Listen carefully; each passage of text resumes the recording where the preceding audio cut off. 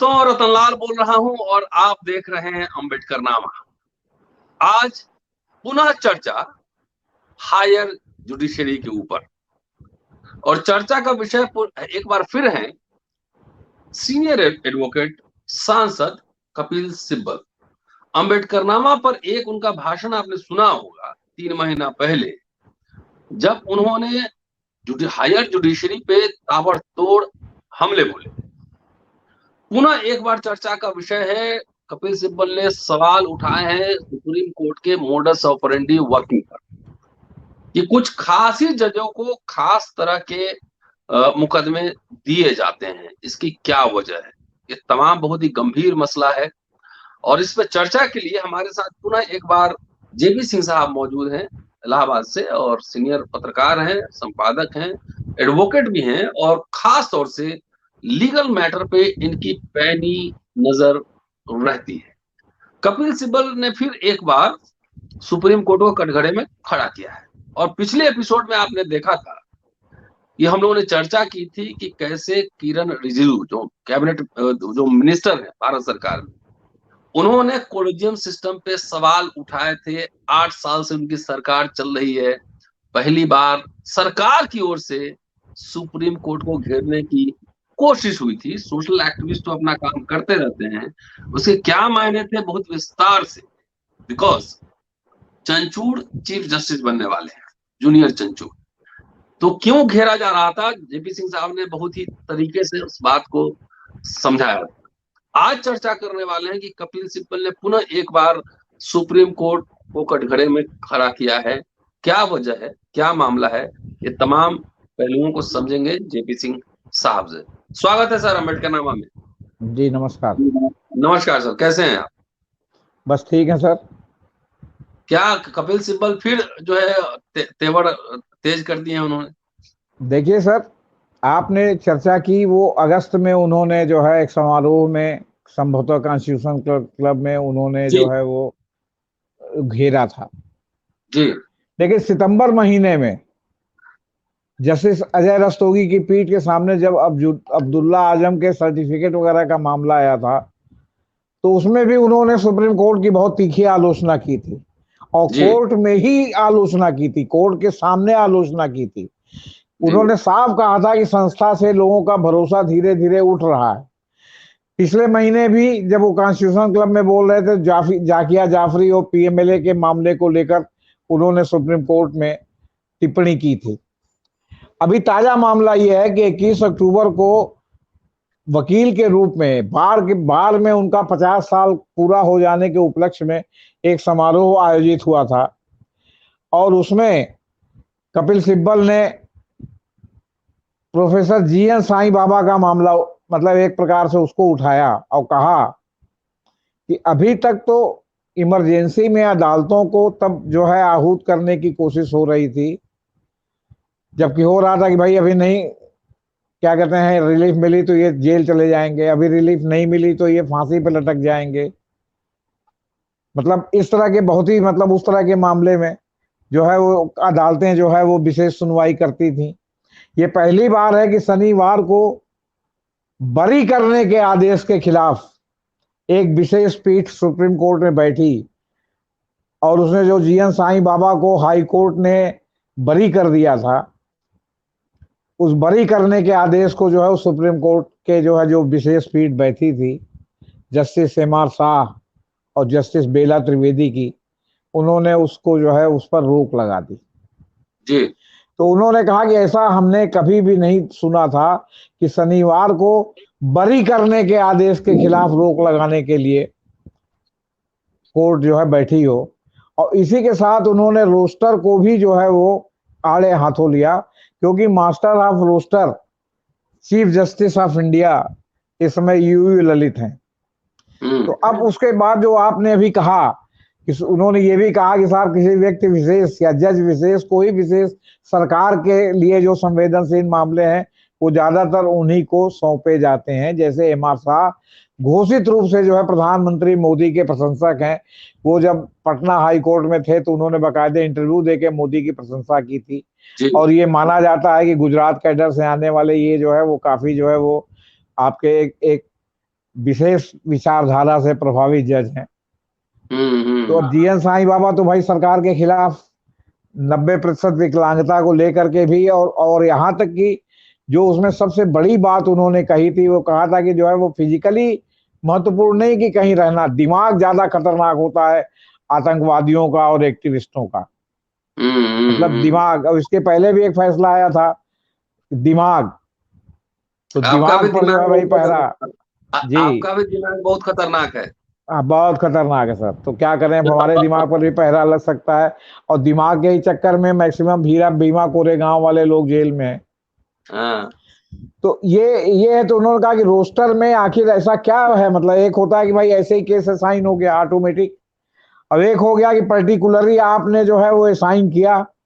अब इस मामले में जो जीएन साईं बाबा के मामले में ये महज संयोग नहीं है कि जस्टिस एमआर शाह के साथ जस्टिस बेला त्रिवेदी को रखा गया, और दोनों गुजरात कैडर से आते हैं। गुजरात कैडर के जज ये भी हैं, गुजरात कैडर की जज जो है वो बेला त्रिवेदी भी हैं, और इस साथ में इनके बारे में है कि ये मतलब विचारधारा विशेष से जो है जस्टिस एमआर साहब प्रभावित हैं, और चीफ जस्टिस की कुर्सी पर रह के इन्होंने उसी तरह जो है मोदी जी की प्रशंसा की थी पटना हाई कोर्ट में, और उसकी जिस तरह जो है आपके इसके पहले जो है वो जस्टिस अरुण मिश्रा जो है वो मोदी जी की प्रशंसा में उन्होंने समारोह में मोदी जी की उपस्थिति में कसीदे काढ़े थे,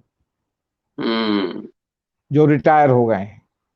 तो कहने का मतलब है कि मास्टर ऑफ रोस्टर का मुद्दा दरअसल 4 जजों, सुप्रीम कोर्ट के वरिष्ठ जजों ने जो प्रेस कॉन्फ्रेंस ऐतिहासिक की थी, जस्टिस सिलमुरेश्वर थे, जस्टिस लोकूर थे, जस्टिस रंजन गोगोई थे, और ये कहा था कि जो है वो जो मास्टर ऑफ रोस्टर के नाम पर जो है वो क्या कहते हैं बहुत मनमानियां सुप्रीम कोर्ट में हो रही हैं, और जो है वो दीपक मिश्रा चीफ जस्टिस थे, उन्होंने जो है कहा नहीं, वो होल्ड किया कि नहीं, मास्टर ऑफ रोस्टर तो चीफ जस्टिस ही रहेगा, जिसके चाहे जो मुकदमा देगा। और उस समय उन्होंने कहा था कि सारे जो संवेदनशील मामले हैं, जो सरकार के लिए बहुत संवेदनशील मामले हैं, जिससे सरकार का सीधे हित अनहित जुड़ा हुआ है, वो मामले जज विशेष, उनका उस समय इशारा था कि जस्टिस अरुण मिश्रा जूनियर जज हैं, उन्हीं को क्यों सौंपा जा रहा है। सिब्बल साहब ने फिर इस मामले को उठाया है कि इनके कार्यकाल में भी ये जो है विशेष जज को ही जो है सारे मामले जो है क्यों मतलब एक विशेष जज को ही क्यों सौंपे जा रहे हैं, यह स्वचालित रूप से असाइन नहीं किया जाता है, तो ऐसा क्यों हो रहा है भाई। एक तो या तो फीड होगी भैया स्वचालित रूप से उन्हीं के पास बार बार इस तरह के मुकदमे जाएंगे, जैसे होता है ना कि ग्रीन बेंच बना दी गई, तो ग्रीन बेंच का जो मतलब होता है सारा ग्रीन वाला मामला उन्हीं के पास जाता है। आपका जो है वो पर्यावरण पर बेंच बन गई, तो सारा पर्यावरण का मामला उन्हीं के पास जाता है। तो इस तरह तो कुछ है नहीं, तो कि इस तरह की सरकार से जो भी संबंधित मामला हो जस्टिस एमआर शाह के पास ही जाएगा। तो कहने का तात्पर्य यह है कि कपिल सिब्बल ने लगातार तीसरे महीने अगस्त में, सितंबर में और फिर अक्टूबर में ये बात जो है वो क्या कहते हैं सार्वजनिक रूप से कही है, और उन्होंने और भी बहुत सी बातें कही। उन्होंने कहा कि पूरे देश भर में भय का माहौल व्याप्त है, इससे जो है वो सब लोग भयभीत हैं, यहां तक कि बहुत से वकील भी भयभीत हैं कि वो सही बात जो है वो क्या कहते हैं वो नहीं जो है उसकी सुनवाई वो उसको उठाते, वो सोचते हैं कि कंटेम्प्ट हो जाएगा, वो सोचते हैं कि क्या हो जाएगा। तो सवाल इस बात का है कि आखिर जो है वो जस्टिस शाह और जस्टिस बेला एम त्रिवेदी को ऐसी क्या जल्दी थी कि शनिवार को उन्होंने उस मामले को बरी कर दिया, न उन्होंने नोटिस जारी किया, न उन्होंने ये किया, न जवाब तलब किया, और उन्होंने सीधे बरी करने का आदेश बॉम्बे हाई कोर्ट के फैसले को बरी में जो है वो क्या कहते हैं उनको जो है उसको स्टे कर दिया, और जो है वो क्या कहते हैं अब आगे मामला जब भी चलेगा। लेकिन सवाल इस बात का है कि सजा के निलंबन के लिए भी वकील आवेदन करते हैं, तो जब सजा के निलंबन के लिए आवेदन करते हैं तो जैसे 3 साल चुनाव नहीं लड़ सकता, मैं 3 साल सजा हो गई तो चुनाव नहीं लड़ सकता, तो कहते हैं भाई निलंबन हो जाएगा तो चुनाव लड़ेगा। कोर्ट बाकायदे नोटिस जारी करके जो है मतलब उसमें निलंबन करती है, नहीं भी करती है। तो सवाल इस बात का है कि अब पीएमएलए एक्ट है, आपका जो है यूएपीए एक्ट है, पोटा एक्ट है, सवाल इस बात का है कि कानून महत्वपूर्ण नहीं है। कानून में तो सब प्रावधान है, लागू करने वाली एजेंसी महत्वपूर्ण है कि वो इसको किस तरह लागू करती है। वो उसकी जांच आपका खुले दिमाग से करती है कि पूर्वाग्रही दिमाग से करती है, पहले से ही मान के चलती है कि जिसके ऊपर जो है ये मामला है वो दोषी है ही। तो सवाल इस बात का है कि ये कानून की कठोरता का सवाल नहीं है, उन्होंने कहा कि ये इसे लागू करने की मानसिकता का सवाल है कि कौन सी एजेंसी इसे जो है मतलब क्या कहते हैं लागू कर रही है, उसका माइंडसेट क्या है, उसमें जो लोग बैठे हैं। आखिर आप ये बताइए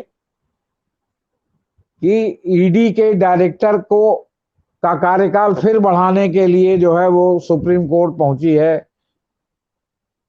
सरकार, तो क्या वही एक देश में व्यक्ति हैं मिश्रा जी जो मतलब ईडी बनने लायक हैं, और वही ईडी रहेंगे तभी न्याय होगा, दूसरा कोई आएगा तो न्याय नहीं होगा। लेकिन जो दूसरा कोई न्याय आएगा तो हो सकता आएगा तो न्याय होगा या नहीं होगा। अब सवाल इस बात का है सरकार के लिए ट्रस्टेड कितना होगा कि वो न्याय उस पर चलेगा, कानून के शासन पर चलेगा, फैक्ट एंड फिगर पर चलेगा, या सरकार जो कहेगी उसको वो आंख मूंद के मानेगा, उसको इम्प्लीमेंट करने की कोशिश करेगा, कोर्ट चाहे जो कहती रहे। और कोर्ट का भी क्या है, आप लोअर कोर्ट से जो है आप मान लीजिए सजा पा गए या लोअर कोर्ट से छूट गए, हाई कोर्ट से आप छूट गए, अब आप सुप्रीम कोर्ट में आए, वहां तुषार मेहता खड़े हुए, आपने जो है वो क्या कहते हैं सुनवाई किया, आपने शनिवार को जो है कोर्ट लगी और शनिवार को उन्होंने सजा को जो है क्या कहते हैं बरी करने के आदेश को निलंबित कर दिया। अभी तक सजा निलंबन हो रही थी, अब बरी करने का आदेश को निलंबित कर दिया। जबकि आप खुद बताइए, जब प्रक्रियात्मक रूप से इस्टेब्लिश्ड जो है वो क्या कहते हैं प्रावधान है कानून का, इस्टेब्लिश ला है कि जब तक आप जो है वो क्या कहते हैं अनुमति नहीं होगी, पूर्व अनुमति नहीं होगी, तब तक व्यक्ति विशेष के खिलाफ आप मुकदमा नहीं चला सकते। आप आए दिन देखते हैं कि प्रिवेंशन ऑफ करप्शन एक्ट में तमाम नौकरशाह, तमाम राजनेता फंसते हैं और सरकारें इजाजत नहीं देती। राज्य सरकार से संबंधित हो तो राज्य सरकार की इजाजत चाहिए, केंद्र सरकार से संबंधित हो तो केंद्र सरकार की इजाजत नहीं देती।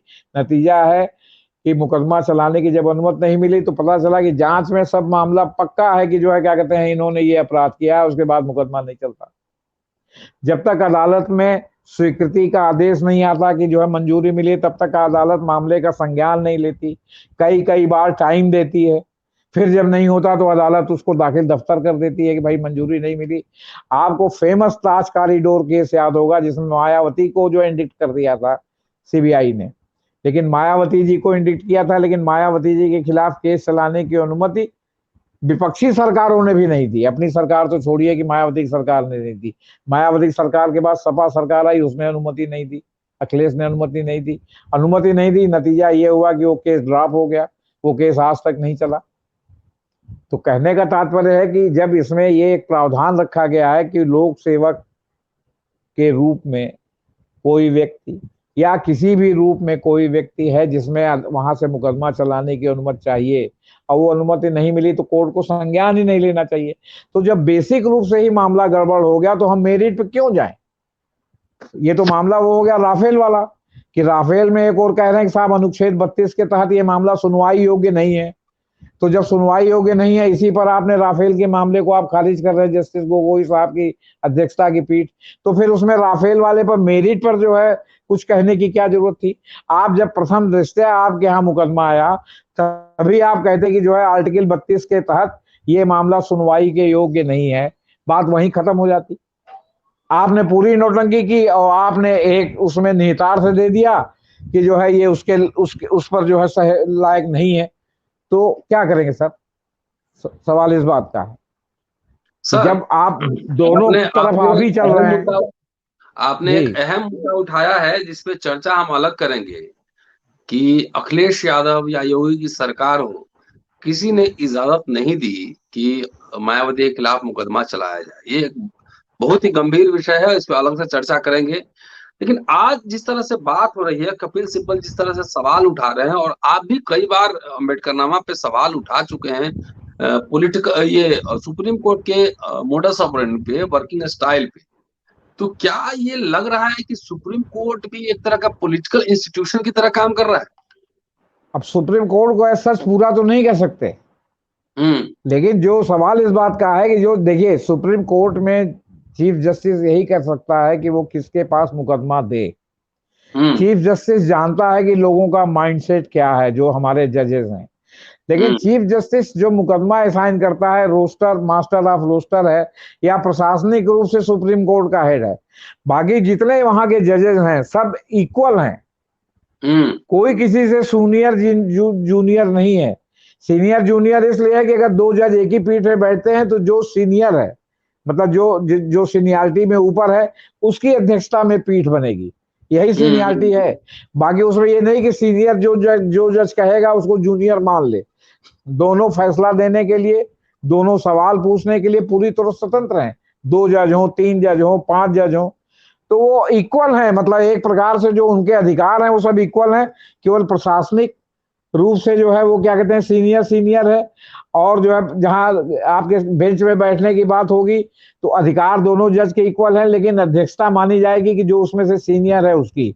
इसी तरह चीफ जस्टिस सीनियर मोस्ट को बनाया जाता है, उसके बाद भी सीनियर है।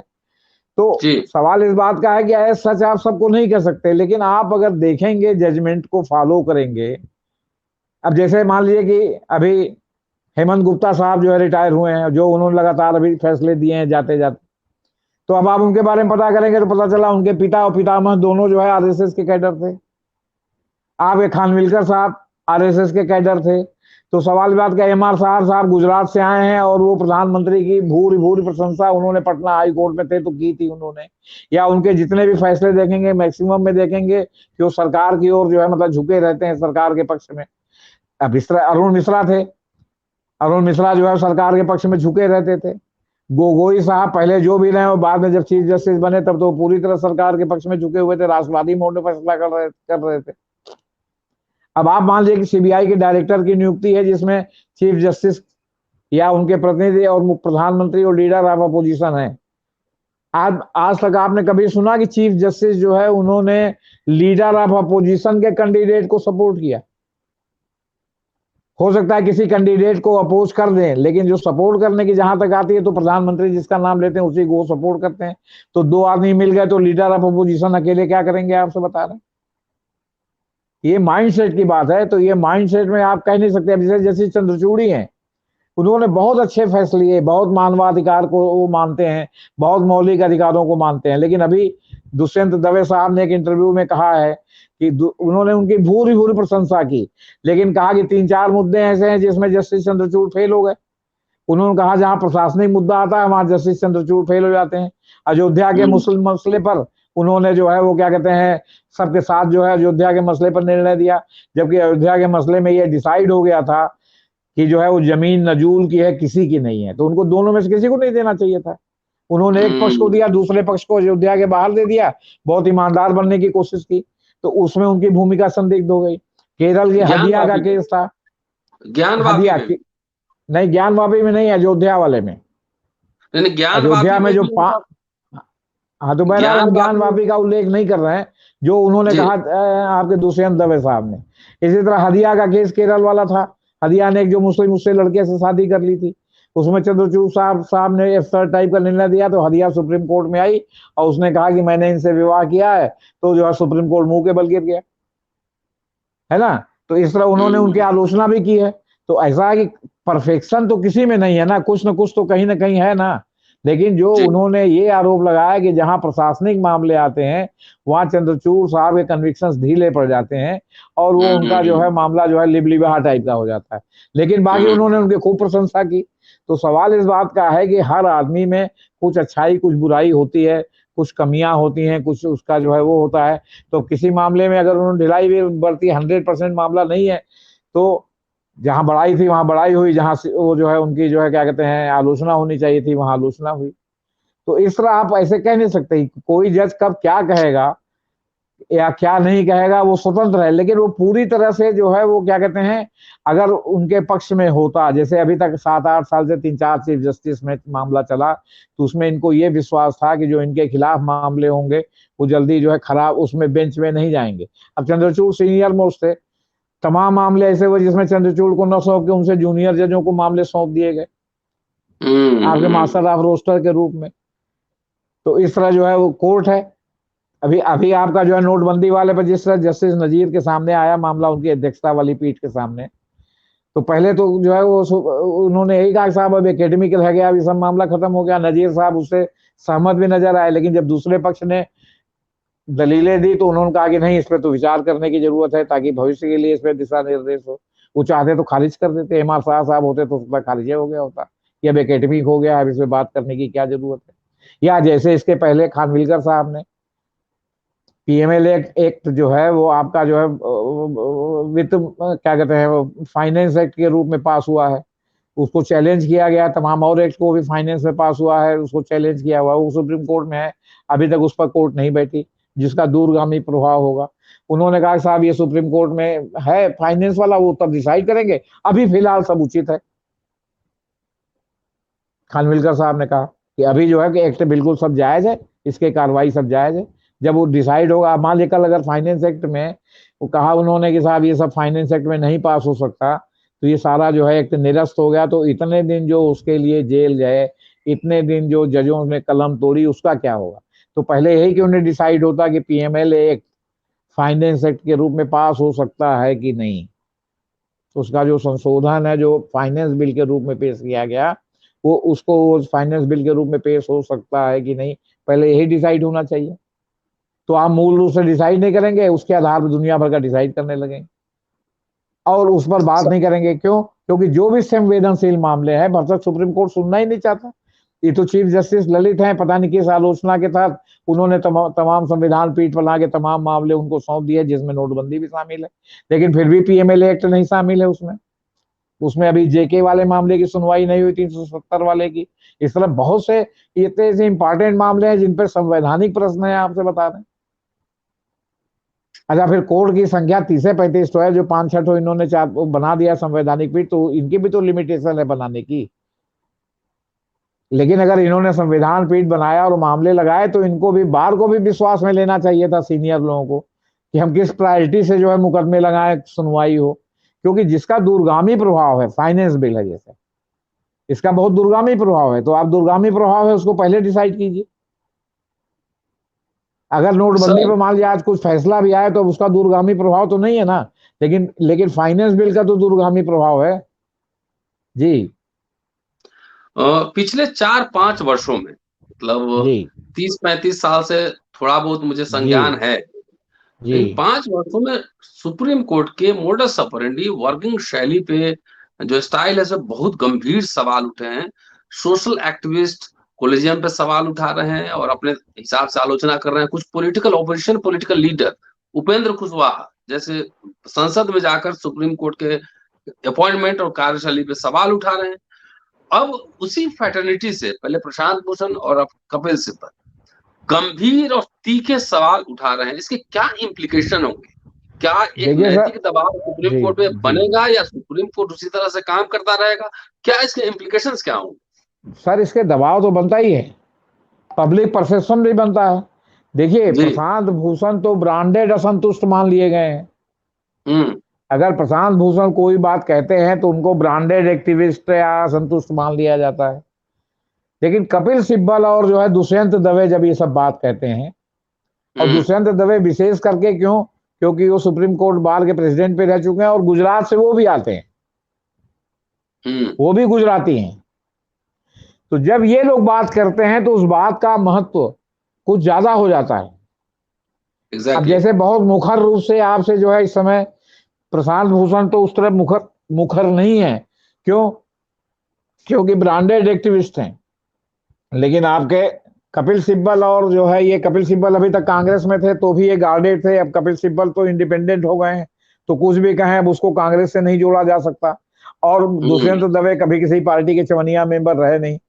इसी तरह जजों में भी जस्टिस लोकूर जो है वो क्या कहते हैं, बहुत ज्यादा मुखर हैं और हर मुद्दे पर जो है वो कुछ न कुछ कहते हैं। उन्होंने भी सारे चीजों पर सुप्रीम कोर्ट की आलोचना की है, और कॉलेजियम वाले पर तो यहां तक कहा है कि सुप्रीम कोर्ट को स्वयं इसका संज्ञान लेकर के जो है इस तरह का जो है स्टेप उठाना चाहिए, ताकि जो है इस तरह की बात जो है क्या कहते हैं आपके विधायिका से या कार्यपालिका से न उठे। आप बता रहे आपके रिज्जू के बयान पर और तमाम जजों ने भी रिएक्ट किया है। जस्टिस एपी शाह ने भी रिएक्ट किया है, जस्टिस आरएम लोढ़ा ने भी रिएक्ट किया है, जो चीफ जस्टिस रह चुके हैं। तो ऐसा नहीं है, होता दरअसल ये है कि गोदी मीडिया इन सब खबरों को खा जाती है। और आपके जैसे मान लीजिए कि जो अम्बेडकर नामा या इस तरह से मान लीजिए कि कुछ लोग हैं, तो अब उनकी भी एक लिमिटेशन है, जब उनको खबर दिखाई नहीं पड़ेगी तो उस पर बहस कहां से कराएंगे? जाहिर। क्यों? क्योंकि आइडिया ही नहीं है कि भाई आर.एम. लोढ़ा ने भी इसकी बड़ी आलोचना की है, जस्टिस लोकूर ने भी इसकी बड़ी आलोचना की है, दुष्यंत दवे ने चंद्रचूड़ की खूब बड़ाई करते हुए भी कहा कि 3-4 मोर्चे ऐसे हैं कि जहां, तो जब आपके संज्ञान में ये बात आएगी तब तो आप इसके ऊपर विचार करेंगे और समझेंगे कि इस पर हमको बात करनी चाहिए कि नहीं। नतीजा है कि बहुत एक लिमिटेड क्वार्टर में ये खबर आई और आगे चली गई, क्योंकि गोदी मीडिया ने तो उसको उठाया नहीं, क्योंकि गोदी मीडिया अगर इसको खबर उठाने लगेगी तो उनके मालिकों पर सरकार चाप चढ़ा देगी, जो 75 किस्म के गलत सही वो काम करते हैं। आपको हम एक उदाहरण देते हैं। उत्तर प्रदेश में मुलायम सिंह जी की सरकार थी और एक मुकुल सिंघल जो है वो आपके क्या कहते हैं अमर उजाला वालों के रिश्तेदार आईएएस थे, उनकी पोस्टिंग को लेके कुछ जो है वो आपके मतलब क्या कहते हैं वो हो गई, मतलब कुछ कहा सुनी हो गई सरकार में और अमर उजाला परिवार में, और इसी तरह जागरण में भी लेके कुछ हो गई। तो आपको बता रहे हैं मुलायम सिंह ने एक आह्वान कर दिया हल्ला बोल का अपने कार्यकर्ताओं को, और इन लोगों ने एकदम मुलायम सिंह के खिलाफ मोर्चा खोल दिया। अब मुलायम सिंह जी को जिसने भी जो है वो सलाह दिया हो, उन्होंने कहा ये सब कुछ करने की जरूरतें नहीं है, खाली इन दोनों के यहाँ लेबर के वालों को आप कह दीजिए कि खाली इनके यहाँ नोटिस देके पूछो कि तुम्हारे इतने अखबार हैं, कितने पूर्णकालिक पत्रकार हैं, कितने अंशकालिक पत्रकार हैं। मान्यता प्राप्त होने से लेके सब जगह वो पूर्णकालिक बन जाते हैं और तुम्हारे कागज में अंशकालिक रहते हैं। आपको बताएं कि जो है लेबर कमिश्नर ने दोनों जगह कोर्ट भेजा, भाई साहब 8 बजे रात को दोनों मालिक जागरण और अमर उजाला के मुलायम सिंह के चरणों में जाके कालीदास मार्ग पर गिर पड़े। आप तो मुलायम सिंह डेमोक्रेट आदमी, उन्होंने उसको जो है वो माफ कर दिया। और तो और बाद में जो है जागरण परिवार के महेंद्र मोहन गुप्ता को उन्होंने जो है राज्यसभा में नॉमिनेट कर दिया अपनी पार्टी की तरफ से, बाद में आप समझ लीजिए। आज भी जो है वो भाजपा के लिए शरणागत है। अच्छा, यही नरेंद्र मोहन थे, ये आपके राज्यसभा में चले गए थे और इनको जब अटल बिहारी वाजपेयी ने मंत्री नहीं बनाया, तो नरेंद्र मोहन आफ्टर ऑल वो तो थे ही पत्रकार। जब आपका जो है ये सरदारों का जो आपका ब्लू स्टार के बाद विद्रोह हुआ, जिसमें राम आपके नहीं वो क्या कहते हैं तहलका वाला कांड हुआ, जो तहलका ने तमाम जो है इनके बंगारू लक्ष्मण से लेके और जया जेटली तक जो सब लोग फंसे उसके स्टिंग ऑपरेशन में, तो सारे अखबारों में चूंकि इन्होंने मैनेज कर रखा था, जागरण ने खूब फ्रंट पेज पे छापा हिंदी अखबारों में। ये लैंग्वेज न्यूज़पेपर से ज्यादा डरते हैं अंग्रेजी के बजाय। कोई भी जो सत्ता दल होता है वो हिंदी से ज्यादा डरता है, मलयालम से ज्यादा डरता है, उड़िया से ज्यादा डरता है, अंग्रेजी से कम डरता है, क्योंकि जानता है कि अंग्रेजी एलीट क्लास के लोग पढ़ते हैं, आम आदमी नहीं पढ़ते। तो आपको बताएं नरेंद्र मोहन ने जब छापा तो दूसरे तीसरे दिन से बाकी लोगों ने उसको कैरी किया। तो लेकिन कहीं ना कहीं नरेंद्र मोहन के बल में मंत्री बनना बनने का डर था ना, अगर नरेंद्र मोहन मंत्री रहते तो छापे होते कि नहीं, इस पर बहुत बड़ा गंभीर प्रश्न चिन्ह है। जी शुक्रिया सर। और दोस्तों, जेपी सिंह साहब हैं, जब एक विषय पर हम बात करते हैं तो कई परत दर परत वो खोल के रख देते हैं। आखिर अमर उजाला और दैनिक जागरण के मालिक क्यों गिरे मुलायम सिंह यादव के चरणों में? सुप्रीम कोर्ट के फंक्शन पे बहुत गंभीर सवाल उठ रहे हैं और लोकशाही में सवाल उठाना हम सबका, आप सबका एक कर्तव्य है, संविधानी अधिकार देता है। और बहुत विस्तार से इन्होंने समझाया। पूरा वीडियो देखिए, शेयर और सब्सक्राइब करते रहिए। जल्दी मिलता हूं आपसे अगले एपिसोड में। शुक्रिया, जल्दी मिलते हैं।